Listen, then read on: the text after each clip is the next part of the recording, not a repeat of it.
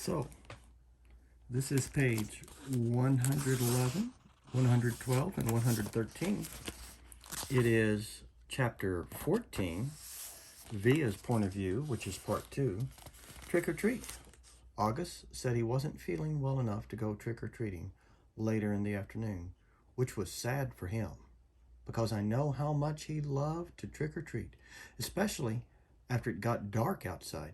Even though I was well beyond the trick-or-treating stage myself, I usually threw on some mask or other to accompany him up and down the blocks, watching him knocking on people's doors, giddy with excitement.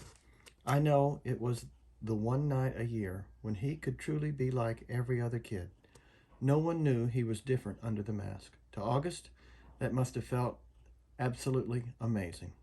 At 7 o'clock that night, I knocked on his door. "Hey," I said. "Hey," he said back. He wasn't using his PlayStation or reading a comic book. He was just lying in his bed looking at the ceiling. Daisy, as always, was next to him on the bed, her head draped over his legs. The bleeding scream costume was crumpled up on the floor next to the Boba Fett costume. "How's your stomach?" I said, sitting next to him on the bed. "I'm still nauseous." "You sure you're not up for the Halloween parade?" "Positive." This surprised me. Usually August was such a trooper about his medical issues, whether it was skateboarding a few days after a surgery or sipping food through a straw when his mouth was practically bolted shut.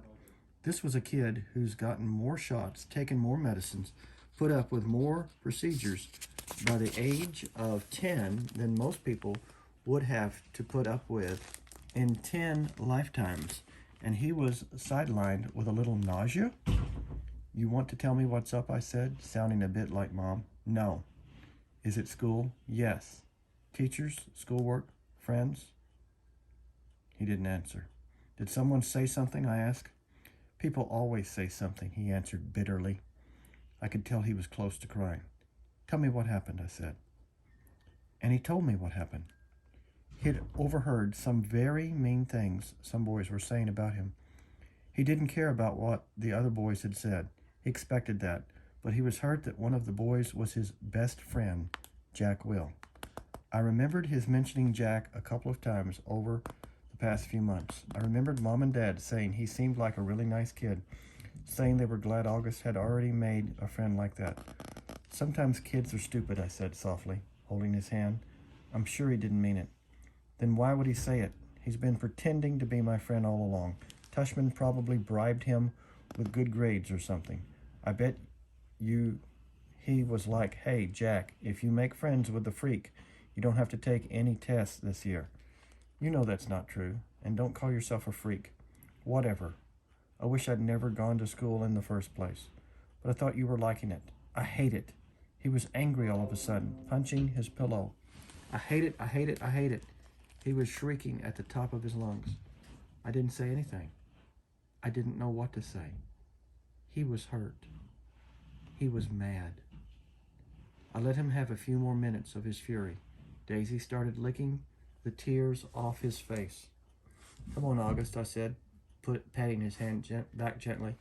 "Why don't you put on your Jango Fett costume, man? It's a Boba Fett costume. Why does everyone mix that up?" "Boba Fett costume," I said, trying to stay calm. I put my arm around his shoulders. "Let's just go out to the parade, okay? If I go to the parade, Mom will think I'm feeling better and make me go to school tomorrow." "Mom would never make you go to school," I answered. "Come on, Augie, let's just go. It'll be fun, I promise.